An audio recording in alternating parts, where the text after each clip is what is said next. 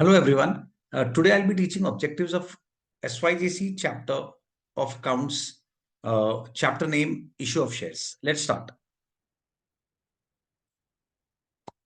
First one, the balance of share forfeiture. The balance of share forfeiture account is transferred to dash account after reissue of these shares. See, share forfeiture में जो balance बचता है, it is transferred to capital reserve. Accounts में एक simple rule है, most of the non recurring profit, देखो जो profits होते हैं जो नॉन रिकरिंग होते हैं, जो रिकर नहीं होते, वो प्रॉफिट्स हम कैपिटल रिजर्व में ट्रांसफर करते हैं। And share forfeiture is one of the non recurring profits, इसीलिए उसे कैपिटल रिजर्व में ट्रांसफर करते हैं after the issue of shares. Premium received on issue of shares is shown on premium. देखिए, balance sheet में liability side में different different reserves हम बताते हैं, लाइक जनरल रिजर्व, पीएनएल का बैलेंस, सिक्योरिटीज प्रीमियम। तो जो भी रिजर्व्स है, रिजर्व्स मतलब क्या? रिजर्व्स मतलब क्रेडिट बैलेंस। रिजर्व्स मतलब क्रेडिट बैलेंस, क्योंकि वो प्रॉफिट होता है, एंड प्रॉफिट मतलब credit balance comes on the credit side. तो क्रेडिट साइड कौन सा होता है? Liability.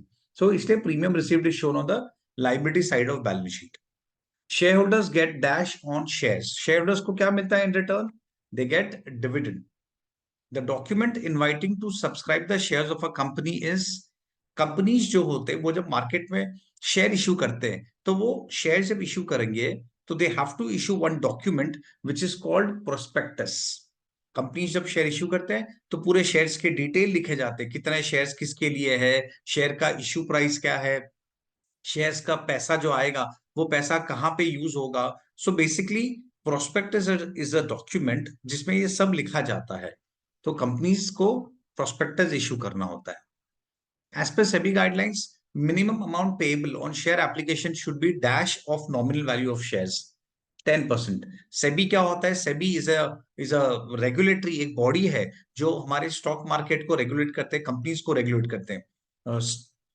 Securities exchange board of India, उनका काम है स्टॉक एक्सचेंज को देखना, उसमें कुछ मैनिपुलेशन नहीं हो रहा है वो देखना।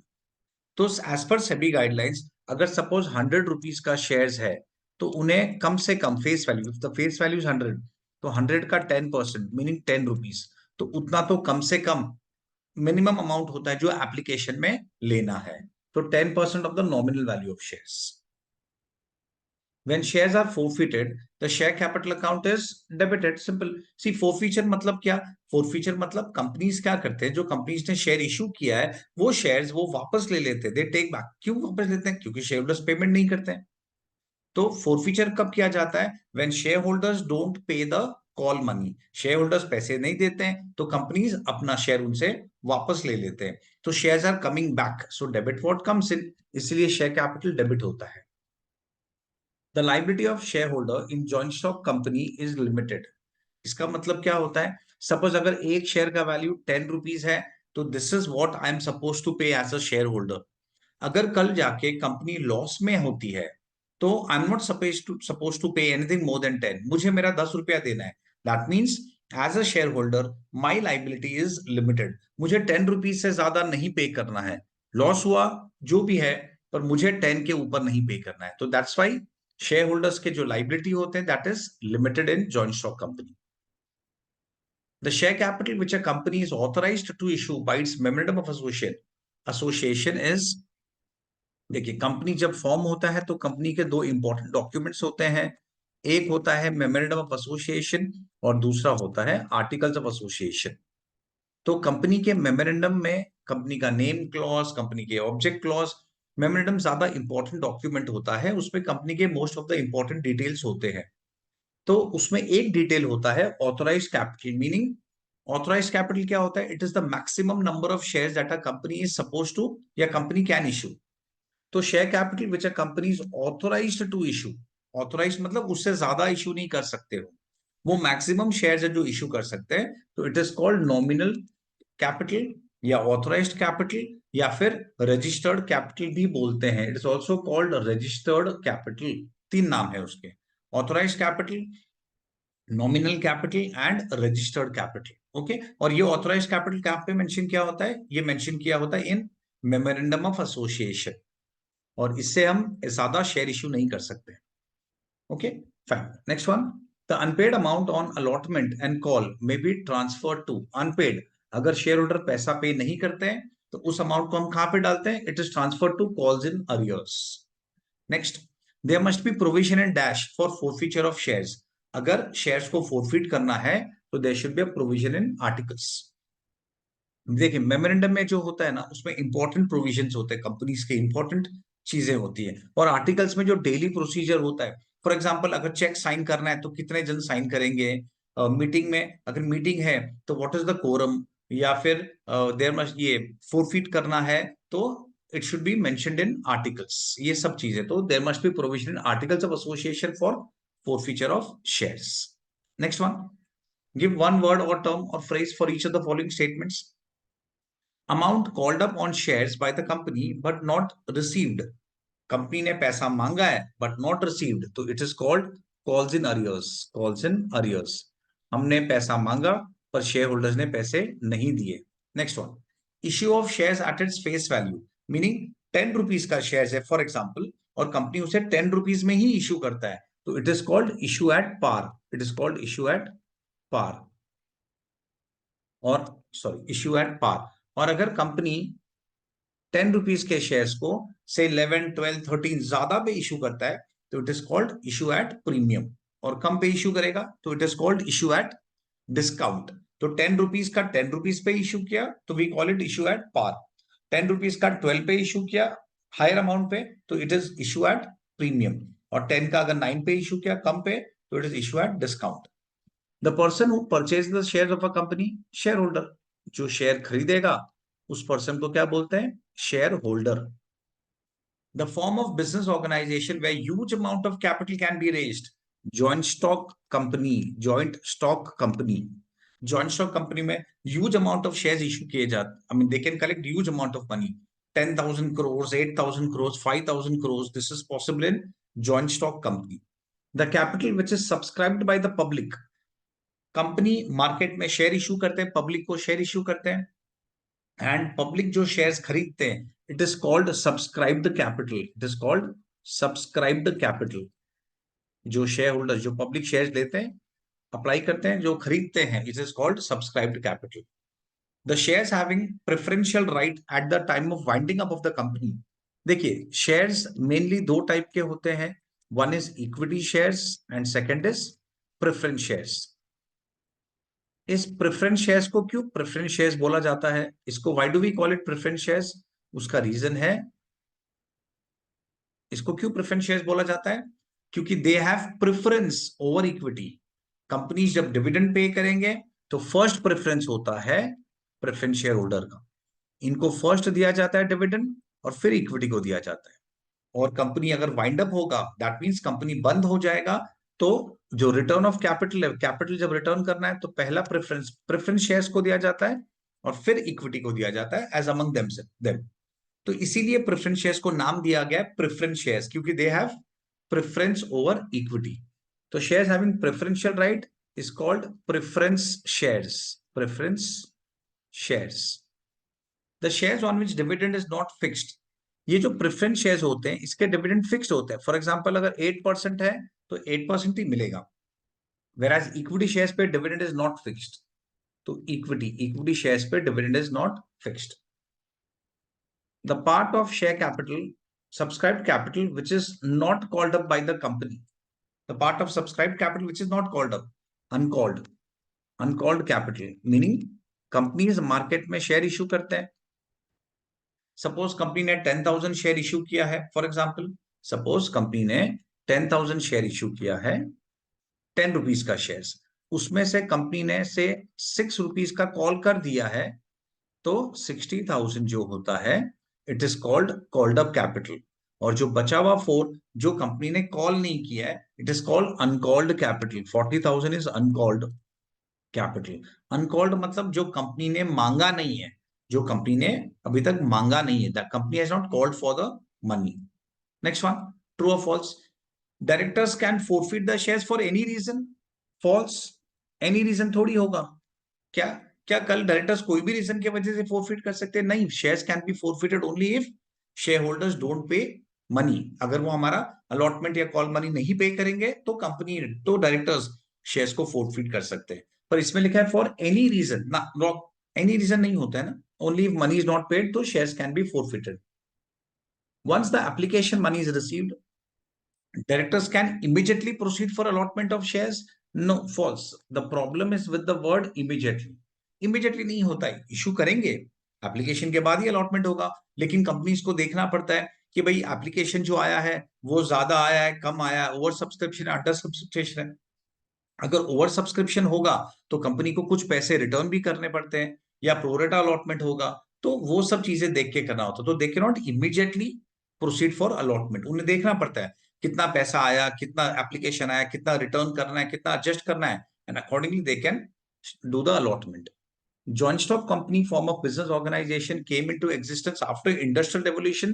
ट्रू, जब इंडस्ट्रियल रेवोल्यूशन हुआ था उसी के बाद कंपनी फॉर्म ऑफ ऑर्गेनाइजेशन को इंपॉर्टेंस मिला, क्योंकि इंडस्ट्रीज डेवलप हुए और फिर कंपनीज ज्यादा वहां पे फॉर्म हुए, तो it is after industrial revolution. True. Equity share holders get guaranteed rate of dividend. False. Equity share holders का तो डिविडेंड का रेट भी फिक्स नहीं होता है, और मिलेगा क्या नहीं मिलेगा वो भी फिक्स नहीं होता है। तो ना तो रेट फिक्स है, okay, neither rate is fix nor the fact of payment is fixed. पैसा मिलेगा कि नहीं मिलेगा वो भी फिक्स नहीं है, और at the same time rate भी फिक्स नहीं है। Face value of shares and market price of share is always same.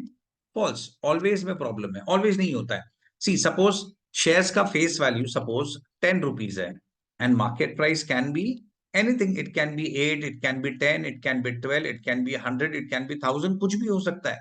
तो इन शॉर्ट ये ऑलवेज इज अ प्रॉब्लम। तो जरूरी नहीं है कि face value and market price same हो।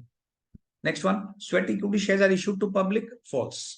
स्वेट इक्विटी शेयर किसको इशू किया जाता है? वो इशू किया जाता है एम्प्लॉइज को या डायरेक्टर्स को, एम्प्लॉइज और डायरेक्टर्स को। कंपनीज अपने एम्प्लॉइज को या डायरेक्टर्स को शेयर इशू करते हैं, वो होता है sweat equity shares, and not to the public. When state whether you agree or disagree with the following statements. First one, in case of pro rata allotment, the excess application received must be refunded. Disagree.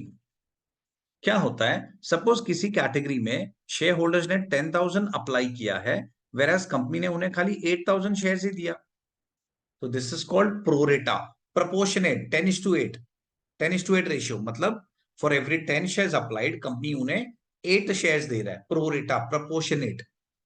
तो share holders ने 10,000 shares पे पैसे भरे होंगे, they must have paid for on 10,000 shares, whereas हमने उन्हें shares कितने दिए?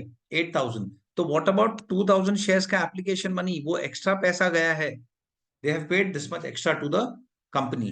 तो वो पैसे का क्या होगा? उस पैसे को कंपनी के पास ऑप्शन है, या तो रिफंड कर देंगे, या तो रिफंड कर देंगे, और सेकंड ऑप्शन क्या है? It will be adjusted with future money, allotment या कॉल, उसके साथ कंपनी एडजस्ट कर सकता है। तो यहां पे लिखा है the excess application money must be refunded. So problem is with the word must.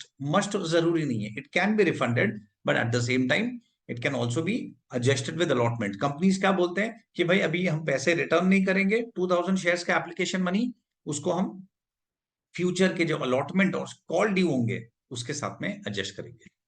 Next one, calls in advance account is shown on the asset side of the balance sheet. False. It comes on the liability side. Calls in advance क्या होता है? पैसे पहले से आ गए, तो क्या हमने शेयर्स दिए उसके सामने? नहीं, तो it's a liability on us, क्योंकि हमें पैसे मिल चुके हैं, but then we have to perform our act, हमने अभी तक शेयर्स दिया नहीं है। Okay, next one, authorized capital is called as nominal capital. True, agree, I agree with this thing. क्यों? ऑथोराइज्ड कैपिटल के डिफरेंट डिफरेंट नाम क्या है?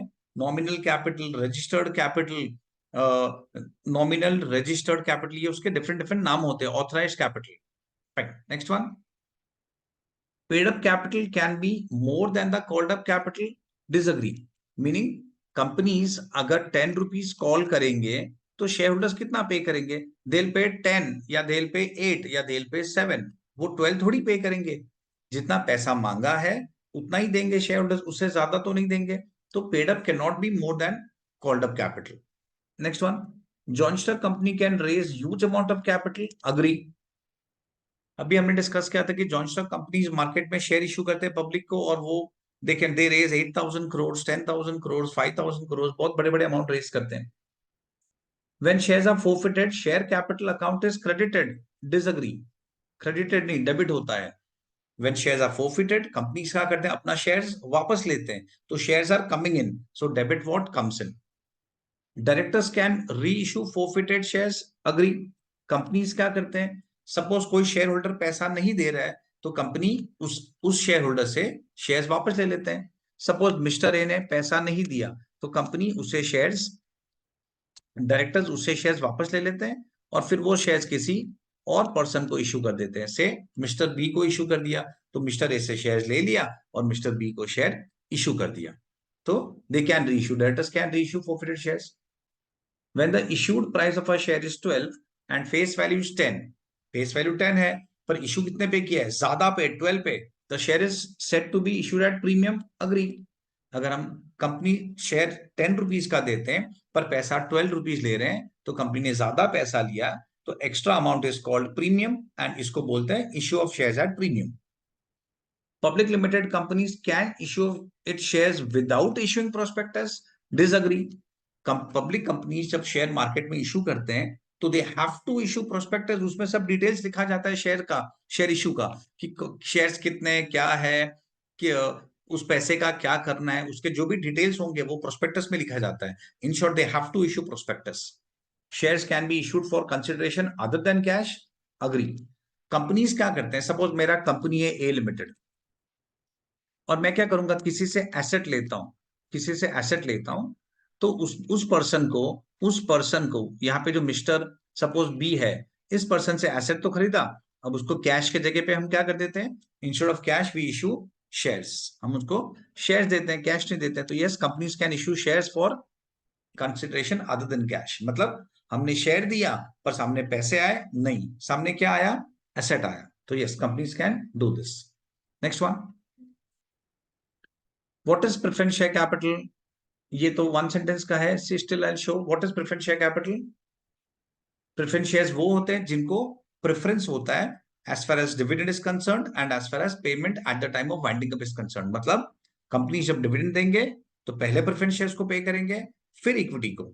और कंपनी जब एंड में लिक्विडेशन में जब सबका पैसा रिटर्न करना होता है, तो as between equity and preference पहले प्रेफरेंस को दिया जाता है, फिर इक्विटी को. तो preference shares are those shares which have right with respect to the payment of dividend and repayment of capital on winding up of the company. Company जब wind up होते हैं उनको preference होता है. Okay.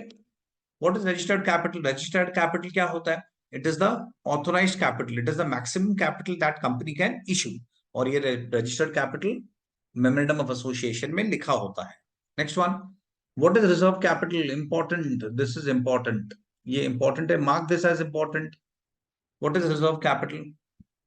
देखिए, what is reserve capital. Companies क्या करते हैं, एट टाइम सपोज 10 रुपीज का शेयर्स है, तो कंपनीज 8 रुपीज को कॉल्ड अप कर देते हैं, कॉल अप करते हैं. कंपनीज 8 रुपीज का कॉल करते हैं, मतलब पैसा मांग लेते हैं. एंड कंपनीज डिसाइड करते हैं कि भाई ये 2 रुपया जो है ना, वो नहीं लेना है. वो कब लेंगे, only in the event of winding up. Winding up पे जो लेना है, कंपनीज डिसाइड करते हैं कि नहीं भाई 2 रुपया नहीं लेना है, 8 रुपया ले लेंगे.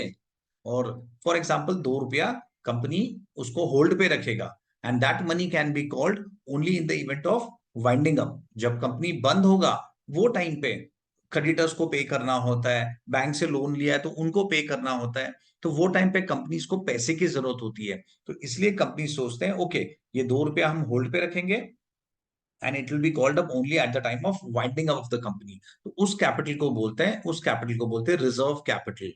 ओके, उस कैपिटल को बोलते हैं रिजर्व कैपिटल. इन शॉर्ट, जो पैसा कंपनी लिक्विडेशन के टाइम पे ही मांगता है उसको बोलते हैं reserve capital. This is important. Okay, ये एक इंपॉर्टेंट है. It is that portion of subscribed capital which has been called up and which the company by resolution had decided not to call except in the event of and for the purpose of winding up. Company सिर्फ winding up के लिए ही मांग सकता है at that time. उस पैसे को company अलग रख देता है, and that is called reserve capital. Be careful, reserve capital और कैपिटल रिजर्व सेम नहीं है. These are completely different. खाली नाम उल्टा है, पर these are completely different. Students confuse रहते हैं. Reserve capital and capital reserve both are different. Okay, reserve capital is very important. ये proper करो. Next one. What is oversubscription of shares? Oversubscription मतलब सपोज कंपनी ने 1 lakh share issue किया है पर public ने अप्लाई कितना किया है, मोर से 1,20,000, तो that is called over subscription. In short, when the shares issued, when the shares applied are more than the shares issued, it is called over subscription. Okay, application is more than issue. Which account is debited when the share first call money is received? जब पैसा मिलता है तो हम क्या entry pass करते हैं? Bank account debit to equity to share first call. In short, bank account is debited. When are shares allotted on pro rata basis? When are shares allotted on pro rata basis? जब share companies का pro rata यानी proportionate, pro rata का मतलब होता है proportionate, तो companies का proportionate basis में शेयर इशू करेंगे when there is over subscription. जब ज्यादा लोगों ने शेयर्स मांगा है, फॉर एग्जांपल कंपनी ने 1 लाख शेयर इशू किया है पर लोगों ने 1,50,000 शेयर्स मांगा है फॉर एग्जांपल, तो कंपनीज प्रोरेटा यानी प्रोपोर्शनेट बेसिस में शेयर इशू करते हैं. What is forfeiture of shares? Simple, when share holders don't pay the money, allotment money या कॉल मनी, तो कंपनी अपना शेयर्स फोरफीट कर देता है, मतलब वापस ले लेता है. That is called forfeiture of shares. What is calls in arrears? Calls in arrears मतलब जो शेयर होल्डर्स पे नहीं करते अमाउंट, तो एनी अमाउंट ऑफ अलॉटमेंट और call which is not paid by the share holder is called calls in arrears. What do you mean by shares issued at premium? Shares issued at premium when issue price is more than the face value.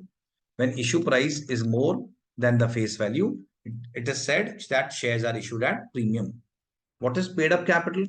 Paid up capital is amount received from the shareholders. Amount received from the shareholder. Company जो call करता है और जो share actually पैसा मिलता है, that is called paid up capital. Next one.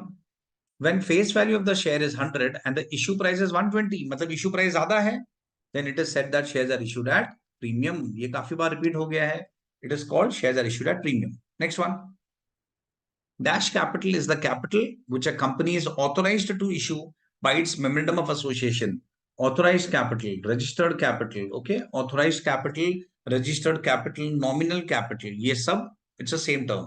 The difference between called up capital and paid up capital. इसका मतलब सपोज कंपनी ने 100 रुपीज का कॉल किया है पर शेयर होल्डर ने 80 रुपीज ही भरा है, पेड अप. कंपनी ने 100 रुपीज का कॉल किया है पर शेयर होल्डर ने 80 रुपीज ही भरा, तो ये जो डिफरेंस है 20, वो क्या है? It is unpaid money. And unpaid money को क्या बोलते हैं? It is called calls in arrears. Calls in arrears.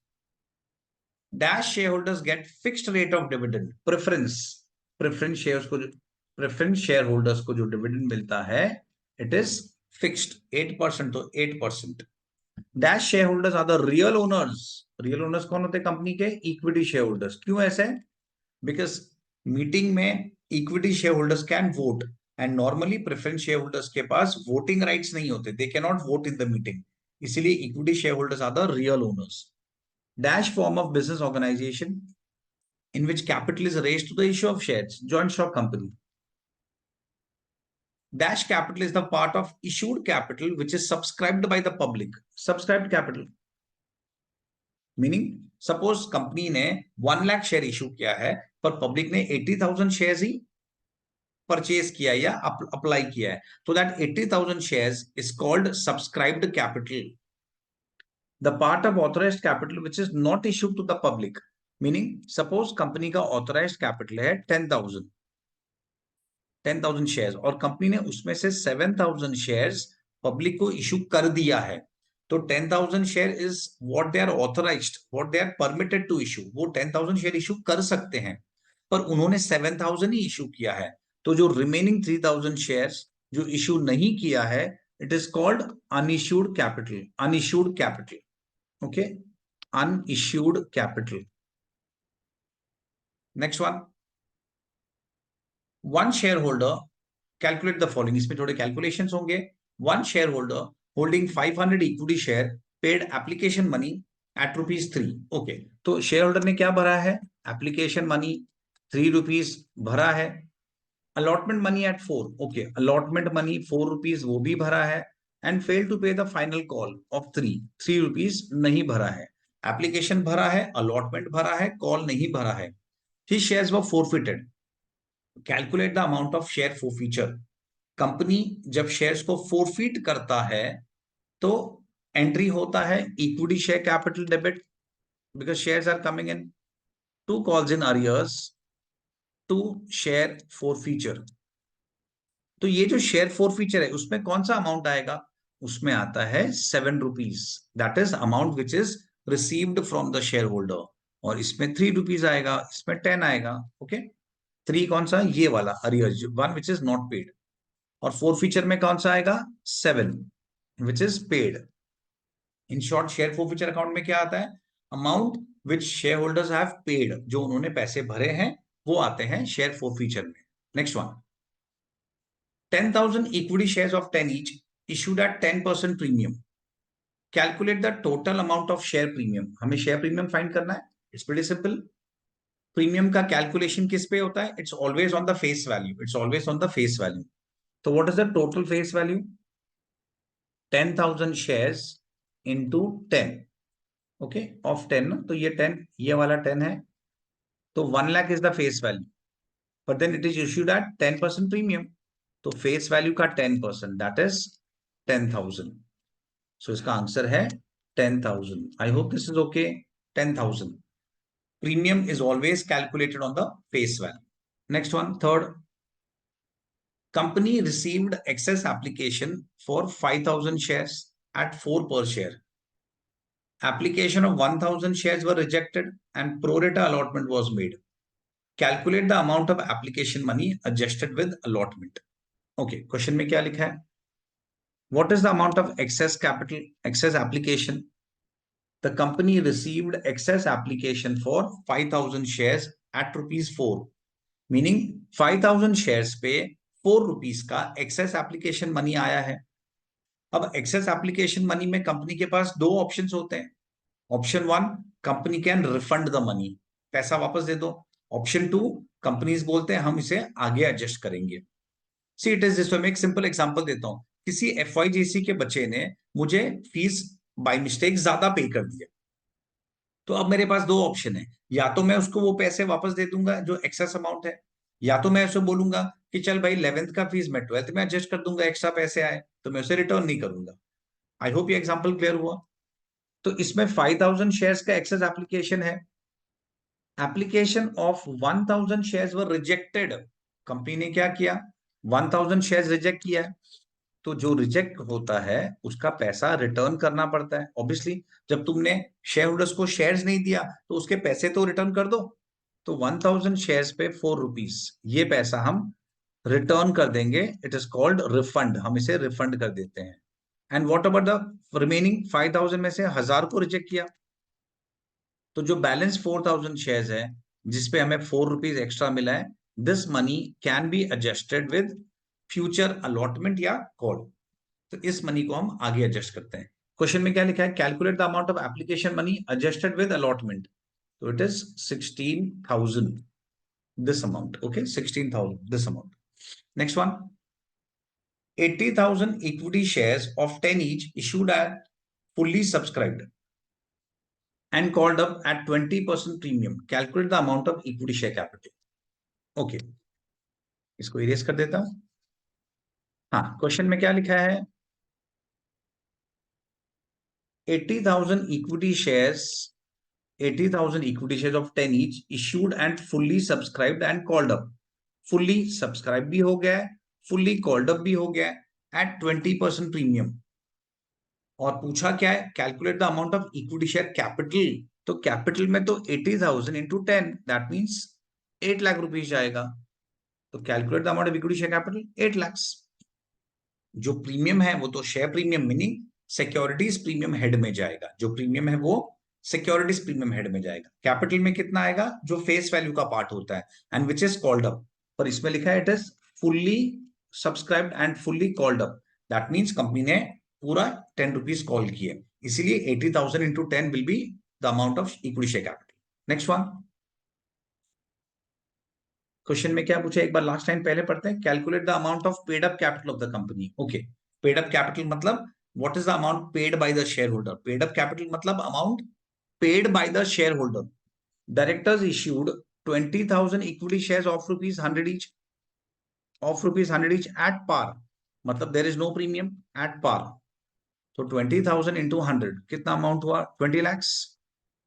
तो इतने पैसे कंपनी ने शेयर होल्डर से मांगे होंगे। These were fully subscribed, okay, fully subscribe मतलब शेयर होल्डर्स ने पूरे 20,000 शेयर ले लिए and called up. Fully subscribed and called up मतलब कंपनी ने पैसे भी पूरे मांगे। ऑल मनी वर रिसीव्ड, पूरा पैसा आ गया, except one share holder holding 100 equity shares who fail to pay the final call of 20। एक शेयर होल्डर जिसके पास 100 शेयर्स है, उस बंदे ने 20 रुपीज नहीं भरा। दैट मीन्स कितना पैसा नहीं आया? 2,000 रुपीज नहीं आया। तो what is the amount paid up?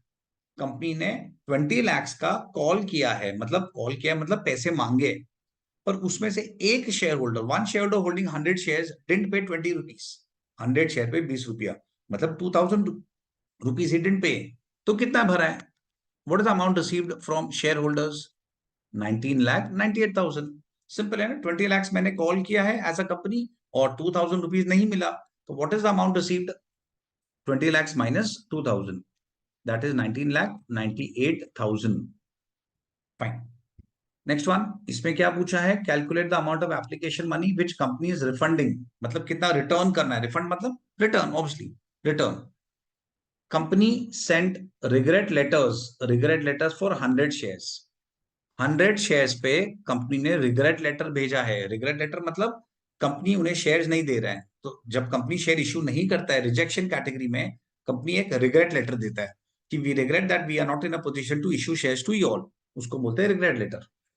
And allotment letter to 25,000 share holders, मतलब 25,000 शेयर होल्डर्स को हमने शेयर्स अलॉट किया है और 100 शेयर्स को हमने रिजेक्ट किया है। Application money was 20, application money 20 है। तो ये जो रिजेक्शन वाले कैटेगरी है, इन्होंने 100 शेयर्स पे कितने पैसे भरे? 100 शेयर्स पे 20, दे मस्ट हैव पेड 20 एप्लीकेशन। तो कितना पैसा उन्होंने भरा है? They have paid 2,000 rupees. तो कितना हम रिटर्न करेंगे? 2,000, सिंपल। तो हम 2,000 ही रिटर्न करेंगे। That's it. I hope you all have understood the objectives. Okay, with this I stop the recording.